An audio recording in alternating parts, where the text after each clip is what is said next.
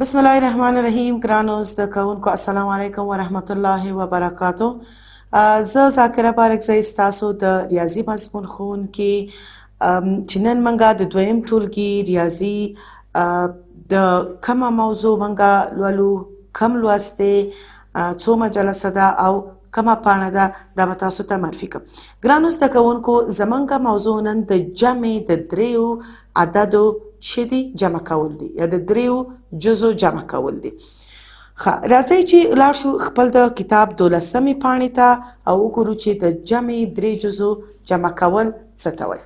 ګرانو زده کوونکو څنګه چې موږ مخکې جمع ولوسته، په جمع باندې پوه شو چې جمع څه ته وایي، د جمع څه معنا ده او څه رقم منګه عدد جمع کو. د جمع اجزا څه ته وایي، هغه تاسو پوه شوئ چې هغه عددونه چې موږ سره یو ځای کوو او هغه عددونه چې کوو موږ یو بل سره یو ځای شمیرو، هغې ته څه وایي؟ جمع وایي. تر اوسه پورې ګرانو زده کوونکو تاسو د دوه عددو جمع کول زده کړي وو، لکه دوه څلورو سره، پنځه لسو سره یا لسو سره او همداسې نور. خو نن دا جمع څه لري؟ درې جزه لري. درې جزه دا معنی چې دې جمع کې تاسو درې عددونه جمع کوئ، چې د دې جمع کولو طریقه یې دلته ډیره روښانه تاسو ته ښودلې ده چې انشاءالله که تاسو د دریو په ځای لس، پنځه، هر څومره جزونه ولرئ د هغې جمع کولو کې به هیڅ ستونزه نه وي. خو که چیرته دلته تاسو د دې په طریقه پوه شئ، دلته څنګه چې تاسو د کتاب دې برخه کې ګورئ چې اوس زه د هغې لارښوونه تاسو ته کوم چې دی څه رقم جمع کړي دي، نو په دې طریقه کې پوه شئ بیا هم ډیره اسانه تاسو ته بیخیږي. ګرانو زده کوونکو راځئ د کتاب 23مه پاڼه 12م لوست چې د جمع د دریو جزو جمع کولو لارښوونې ته لاړ شو چې څه لارښوونې کړي.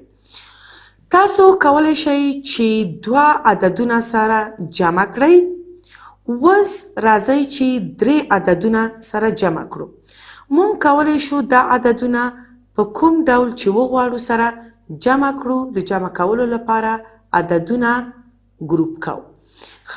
دلته د ګروپولو طریقه هم تاسو ته ښودلې چې ګروپول څه رقم دی او ګروپ کول څه رقم عدد کولی شو چې په ګروپونو یې تقسیم کړو. دلته د مثال په توګه تاسو ته یو مثال راوړی، نور به موږ او تاسو سره یو ځای په خپله کار کوو. دلته ګرانو زده کوونکو تاسو ګورئ چې دوه، څلور او پنځه دا تاسو ته څه کوي؟ د دې جمع تاسو ته ښودلې. که تاسو دلته وګورئ یو، دوه، درې، څلور، پنځه، شپږ، دلته په شپږو طریقو دا جمع کړي، خو بیا هم ګورئ چې د ټولو حاصل یا د ټولو نتیجه څه ده؟ همدا یوه ده، یعنی 11 د هر رقم چې جمع کړي دي بیا هم څه دي؟ 11. دا د دې په معنا ده که تاسو د دې اعدادو ځایونه بدل هم کوئ، د دې اعدادو ځایونو ته تغییر هم ورکوئ، لکه څنګه چې تاسو مخکې هم لوستي وو د جمع بدلون قانون کې چې که چیرته دا اعداد یو د بل ځای نیسي هیڅ فرق نه کوي. که لکه دلته دوه، څلور او پنځه دي، که دا پنځه پاس راشي، که دا دوه لاندې راشي، که دا پنځه منځ کې راشي، هم هیڅ فرق نه کوي د جمع حاصل کې. دلته دې مثال کې تاسو ته دوه، څلور او پنځه جمع کړي، چې دلته راځئ چې موږ دوه، څلور او پنځه سره جمع کړو چې څه نتیجه ورکړي. دلته که تاسو ګرانو زده کوونکو څنګه چې ما تاسو ته مخکې هم ویلي چې د دې لوبیا دانو نه تاسو کار واخلئ. دلته وګورئ دوه،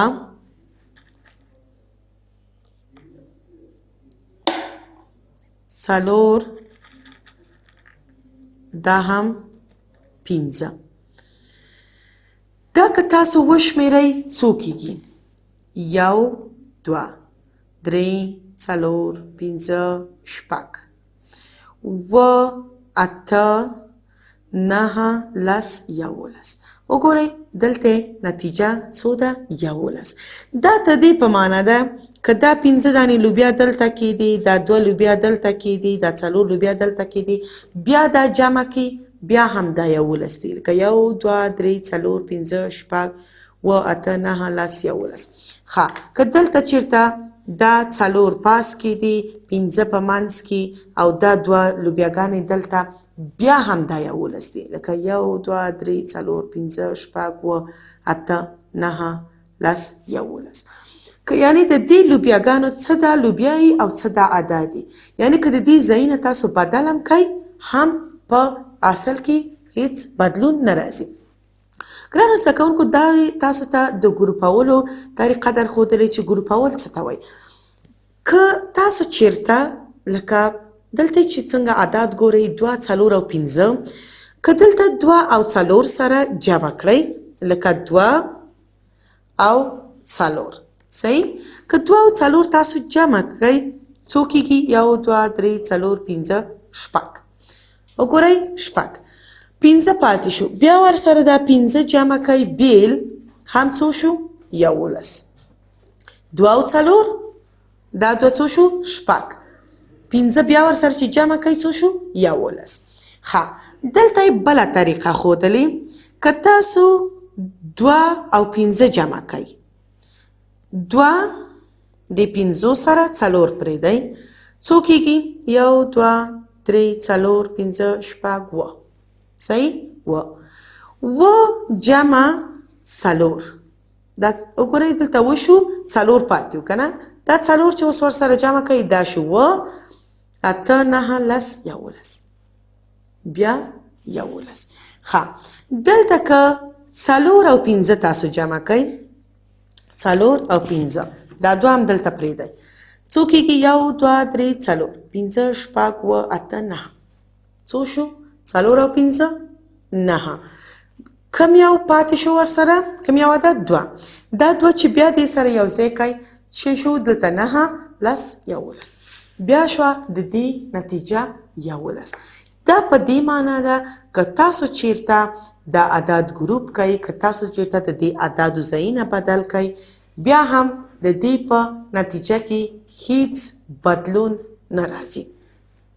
ښه ګرانو زده کوونکو اوس تاسو په دې مثال باندې پوه شوئ راځئ چې دلته یو سوال موږ خپله کار کوو لومړی کم 2 عددونه جمع کوو او ولې ښه په دې تمرین کې لومړی هغه 2 عددونه وټاکئ چې یو له بله سره جمع کوئ د جمع حاصل یې ولیکئ بیا یې وروسته د جمع حاصل له دریم عدد سره جمع کړئ لکه څنګه چې دلته شوي وو 2 عدد یې جمع کړل حاصل جمع څو شو 2 او 4 حاصل جمع شپږ کم یو عدد پاتې و 15 بیا یې دې سره جمع کړه دلته بیا 2 عددونه یې جمع کړي حاصل یې دلته ولیکه کم عدد چې پاتې و هغه یې ورسره وروسته جمع کړه همدغه شان دلته 2 عددونه یې سره جمع کړل کم یو عدد چې دلته پاتې و هغه وروسته د دوی حاصل جمع سره جمع شو.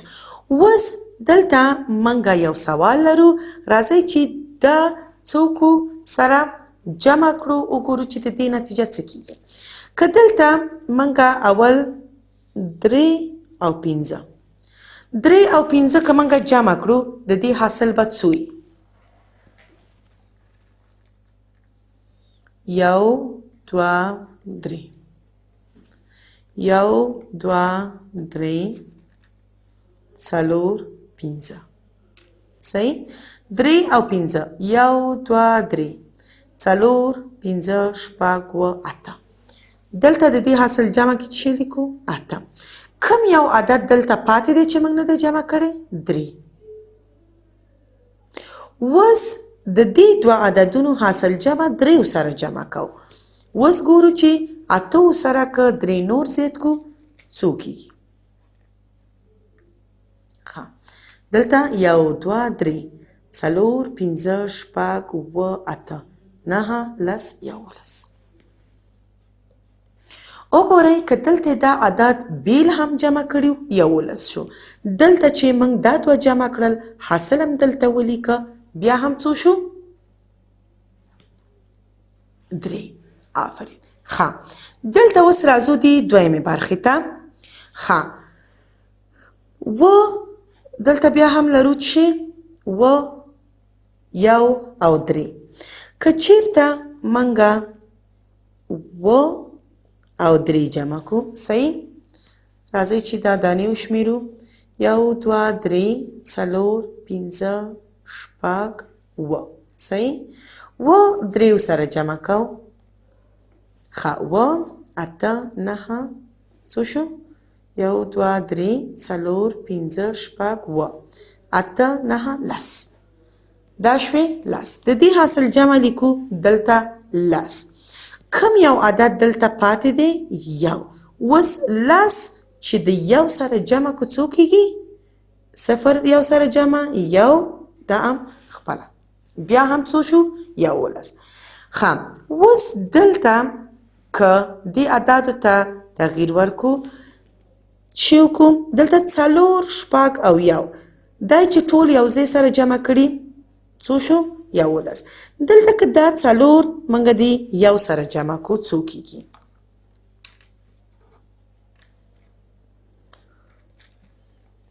یو دوه درې څلور. ښه څلور د یو سره چې کله جمع شي یو دوه درې څلور پنځه. د دې حاصل جمع لیکو دلته پنځه. کم یو عدد پاتې دی چې موږ نه دی جمع کړی؟ شپږ. ښه دلته اوس کوم یو عدد لیکو؟ شپږ. پنځه او شپږ دا خو چې جمع کړل دا پنځه شو. اوس شپږ نور که ورسره یو ځای کو یو دوه درې څلور پنځه شپږ. ښه اوس څو کېږي؟ یو دوه درې څلور پنځه شپږ اووه اته نهه لس یولس. دا شوې یولس. ښه ګرانو زده کوونکو اوس که تاسو دې ته وګورئ دلته اعدادو هم تغییر وکړو ځایونو یې هم تغییر وکړو. حاصل جمع کله که دا اولنی عدد هم آخر سره اولنی عدد منځ سره اولنی عدد آخر د دریم عدد سره چې جمع که چې شو بیا هم نتیجه یوه وه. نو انشاءالله چې تاسو په دې باندې پوه شوي یاستئ که چیرته موږ درې عدده سره یو ځای جمع کوو که چیرې په یو وارې هم جمع کو د هغې اصل یو کېږي هماغه نتیجه یو شی راوځي. که چیرته دوه په دوه جمع کو او دریم عدد سره بیا آخر کې جمع کو بیا هم نتیجه چې دی هماغه اصل یو شی راوځي. انشاءالله ګرانو زده کوونکو چې دې زده کړې سره به یو ځل بیا زه ستاسو خدمت ته حاضرېږم څو چې بله زده کړه خپله شروع کوو او بیا هم ستاسو خدمت ته راشم. تاسو په لوی الله سپارمه. په مخه مو ښه شه.